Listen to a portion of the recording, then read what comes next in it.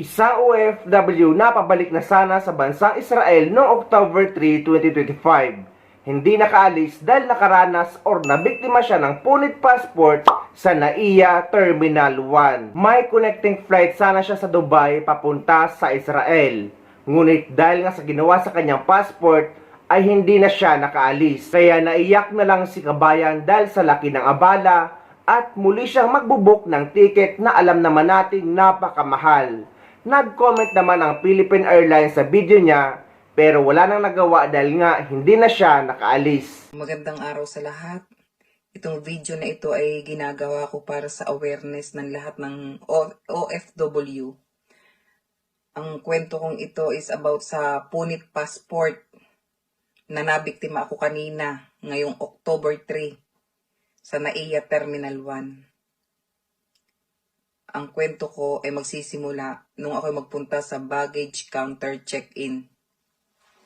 Nang iniabot ko yung aking passport doon sa babae, doon sa counter, na pinilahan ko. Totally wala namang pila dahil wala namang masyadong tao doon. Ngayon, kaninang umaga, mga around 8:15 ng umaga.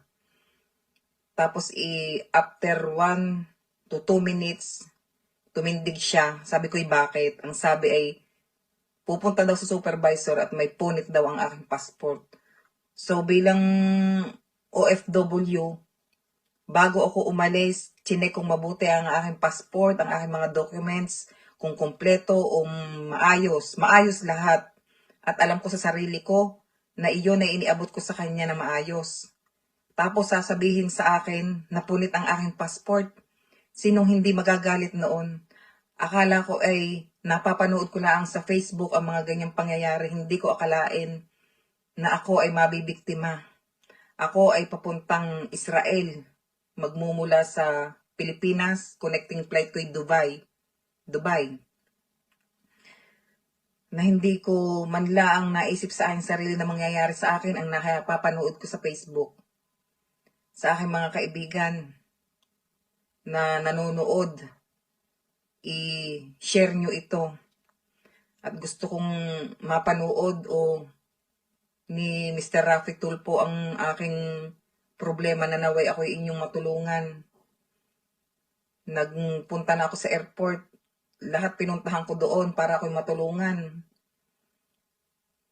Nagpunta ako doon sa police station. Binyo namin ang CCTV pero ang CCTV ay napakalayo.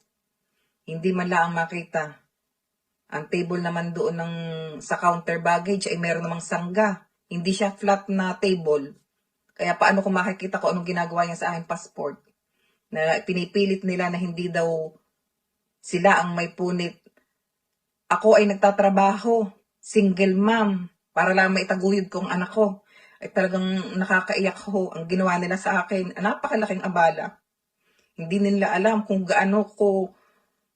ano ang gagawin ko, kahirap bago uli ako makabalik doon. Magpapapalit ako ng passport. Bibili uli ako ng aking ticket na sobrang mahal bago kumita ng pera. Talagang nakakaiyak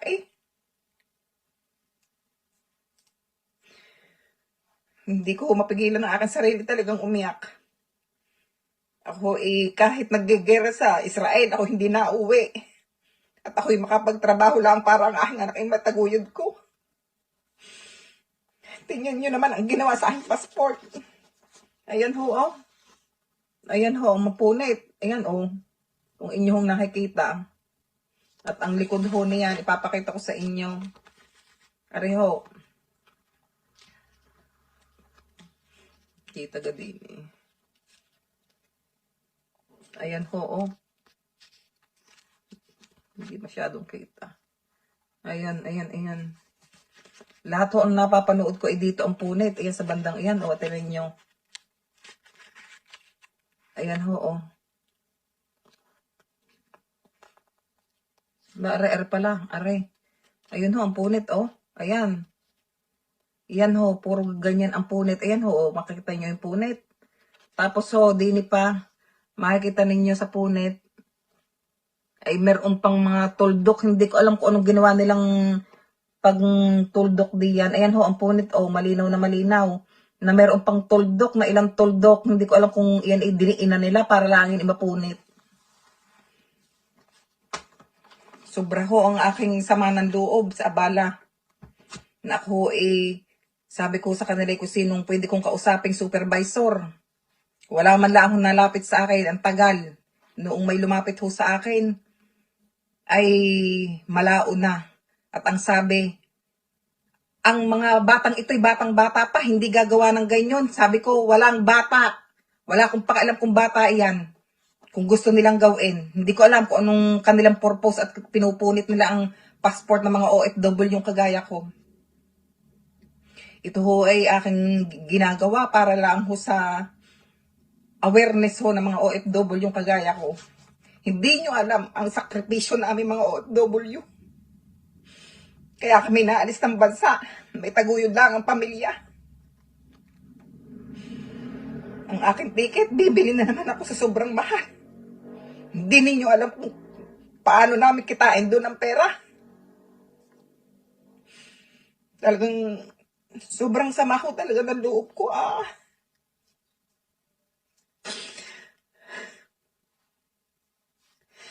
Pakishare lang ho nito at talaga naman hanggang ngayon ako hindi makakain sa sobrang sama ng loob. Parang hindi ko kaya lunukin ang aking kakainin. Ako ho nananawagan kay Sir Rapi Tulfo na ako ay matulungan sa aking problemang ito. Lumapit na ho ako sa loob ng airport. Na akala ko mariresolve ba. Pero ang sabi ay wala daw magagawa. Dahil hindi daw nakita sa CCTV na mismong pinunit. Ako ho kaya umuwi. Namatayan ho kami. Ito ho emergency ang uwi ko. Tapos ipagbalik ho ito pa ang mangyayari. Ito na yung napakasakit ho para sa akin. Namatayan ka na nga tapos ganyan pa ang gagawin sa iyo.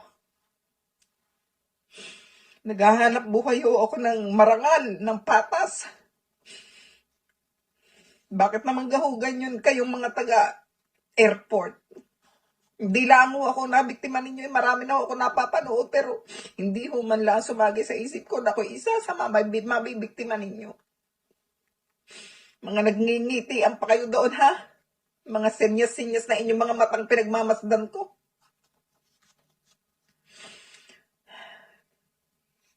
Paki-share lang ho at paki-hashtag ho. Paki-mention ho kay Sir Rapi Tulfo. Talagang gusto kong sana ho ako'y matulungan ninyo.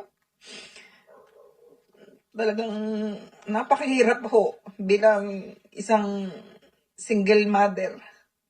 Tapos nagsasakripisyo para sa mga anak. Napakahirap ho.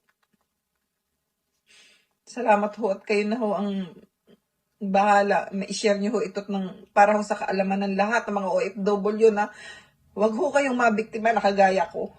Dapat sa NAIA, dahil nga putok na putok ang ganitong issue, ay dapat may CCTV na nakaharap mismo sa mga kamay ng mga check-in counter staff. Daig pa ng mga lugawan, sari-sari store, grocery store ang mga CCTV sa NAIA. Dahil sa mga lugawan ay kitang-kita ang ginagawa or mga modus ng mga nambibiktima sa kanila.